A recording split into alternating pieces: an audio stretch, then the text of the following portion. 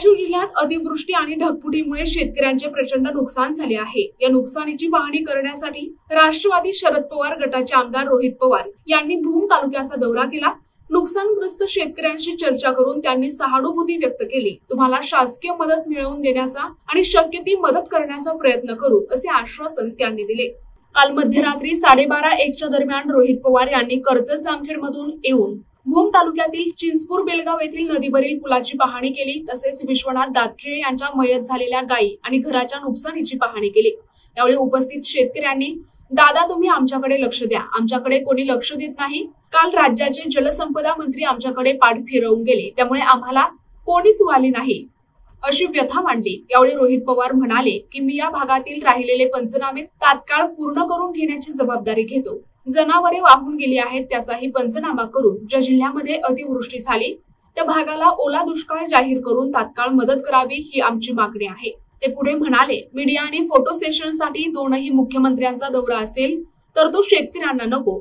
एकाच भागात दोन्ही राज्याचे उपमुख्यमंत्री येत असतील तर त्यांनी एकत्रित फिरावे जेणेकरून निर्णय तात्काळ घेता येईल। राजकीय पोळी भाजण्यासाठी दौरा असेल तर तो आम्हा शेतकऱ्यांसाठी नको। यावेळी दौऱ्यावेळी राष्ट्रवादीचे नेते प्रतापसिंह पाटील, शिवसेना शिक्षक संघटनेचे राज्य संघटक कोहिनूर सय्यद, अमित परडकर, नगरसेवक कवडे, काझी, प्रल्हाद अडागळे, अमोल ढगे, पिंटू ढगे आणि इतर नुकसानग्रस्त शेतकरी आणि नागरिक उपस्थित होते। राजकीय विषय बोलतोय की आता उद्या एक शासकीय दौरा आहे आणि दोन्ही आपल्या राज्याचे उपमुख्यमंत्री भूम तालुक्यामध्ये दौऱ्यासाठी येणार आहेत। या भागामध्ये भूम तालुक्यामध्ये सगळ्यात जास्त हानी चिंचपूर या गावामध्ये झालेली आहे। त्याचं असं कारण आहे की दुभती जनावरं बी वाहून गेलेली आहेत, द्राक्षाच्या बागा आहेत, जांबाच्या बागा आहेत, इतर फळाच्या बागा आणि ऊसाचं उत्पादन जास्त आहे। परंतु या दोन्ही राजकीय लोकांनी या गावाचा दौरा कॅन्सल करून इतरत्र मध्ये जवळच्याच गावी का निवडले असते याच्या संदर्भात थोडं काय बोलतात? काही प्रमाणात दिखावा करण्यासाठी इथे येत असताना तुमच्या प्रमुख गावठाणापासून या वस्तीपर्यंत यायला आपल्या 40 मिनिटं लागले। ट्रॅक्टर मधून यावं लागलं, चालत यावं लागलं। आता कधी कधी हे जे मोठे नेते येतात त्यांना फक्त दाखवायचं असतं की आम्ही त्या जिल्ह्यामध्ये गेलो, फोटो काढले, काही शेतकऱ्यांशी आम्ही भेटलो, बोललो आणि तिथून आम्ही निघून आलो। मग कुठं ना कुठं तरी इथं फक्त काय यायचं, बसायचं, गप्पा मारायचं आणि निघून जायचं। मग फक्त टीव्हीसाठी आणि मीडियासाठी आणि बोलण्यासाठी की आम्ही बघा शेतकऱ्यासाठी काय करतोय। याच्यापेक्षा अशा कठीण गावामध्ये येऊन जिथं खऱ्या अर्थाने नुकसान झाले ते समजून घेणं महत्वाचं आहे। आणि दोन्ही उपमुख्यमंत्री एकसाथ या जिल्ह्यामध्ये येत असतील तर वेगळं फिरण्यापेक्षा एकत्रित फिरा, लगेचच्या लगेच तिथं निर्णय तुम्हाला घेता येतील। पण एक मंत्री वेगळे फिरतील, दुसरे मंत्री वेगळे फिरतील, कारण दोन्ही वेगळ्या पक्षातले आणि दोघांना इथं राजकारण करायचंय। त्यामुळे राजकीय दृष्टिकोनातून हा जर दौरा असेल तर दौरा आमच्या शेतकऱ्याला नको आहे। आम्हाला सामाजिक आणि शेतकऱ्याला मदत करण्याच्या दृष्टिकोनातून दौरा पाहिजे असेल तर दुर्दैवाने आज सत्तेतल्या कुठल्याही मंत्र्याकडनं केलेला जात नाही।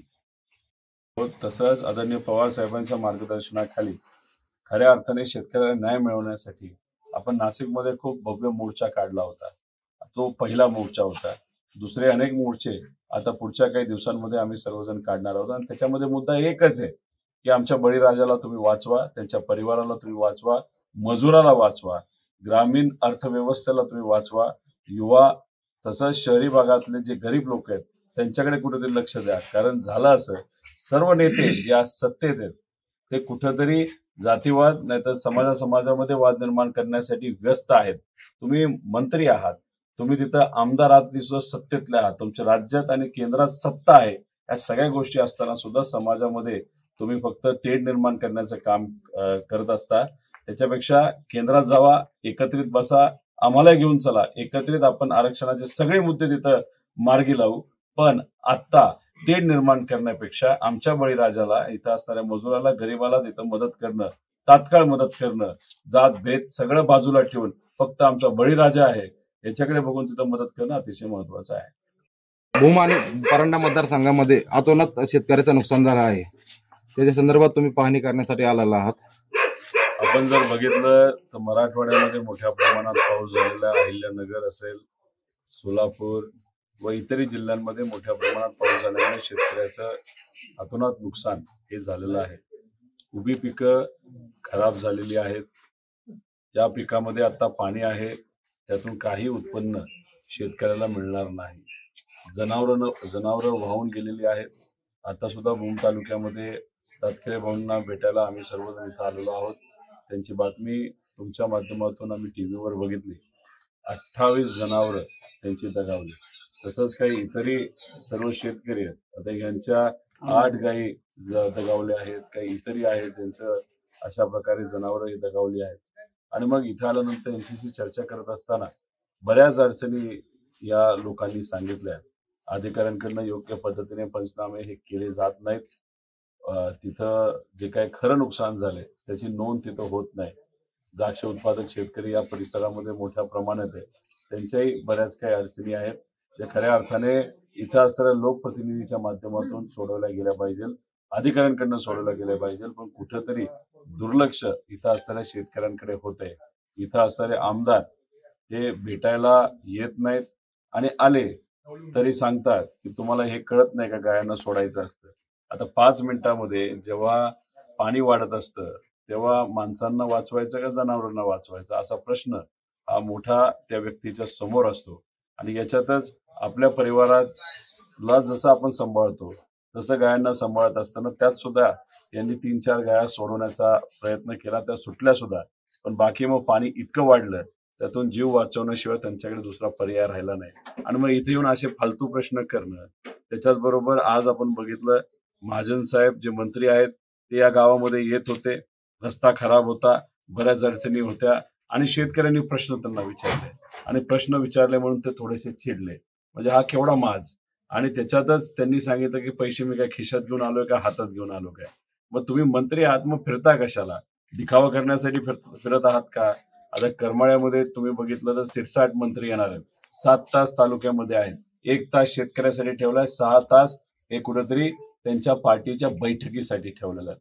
महाजन साहेब या गावातून शेतकऱ्याला वाऱ्यावर सोडून जेव्हा गेले तालुक्याच्या ठिकाणी तिथं भाजपचे जे इतर पदाधिकारी त्यांच्यावर त्यांनी राजकीय चर्चा केली. मग अशा पद्धतीने तुम्ही राजकारण सगळीकडे करणार असाल, जाती भेद आणि धर्मभेद करून फक्त तुमची राजकीय पोळी भाजणार असाल तर शेतकऱ्याला काय तुम्ही हवेवर सोडून दिलंय का? त्यामुळे हे सगळे प्रश्न आम्ही सर्वजण इथं मांडत आहोत आणि आमची सर्वांची मागणी आहे सरसकट पंचनामे झाले पाहिजे. ओला दुष्काळ ज्या ज्या ठिकाणी खऱ्या अर्थाने मोठ्या प्रमाणात पाऊस झालाय तिथं त्या जिल्ह्यामध्ये ओला दुष्काळ हा जाहीर झाला पाहिजे. त्याच्याचबरोबर 50,000ची मदत ही आमच्या शेतकऱ्याला मिळून आणि कर्जमाफी ही सरसकट ह्या शेतकऱ्याची झाली पाहिजे अशा आमच्या सगळ्यांच्या मागण्या आहेत. प्रतिनिधी गौस शेख, NTV न्यूज मराठी, भूम, धाराशिव.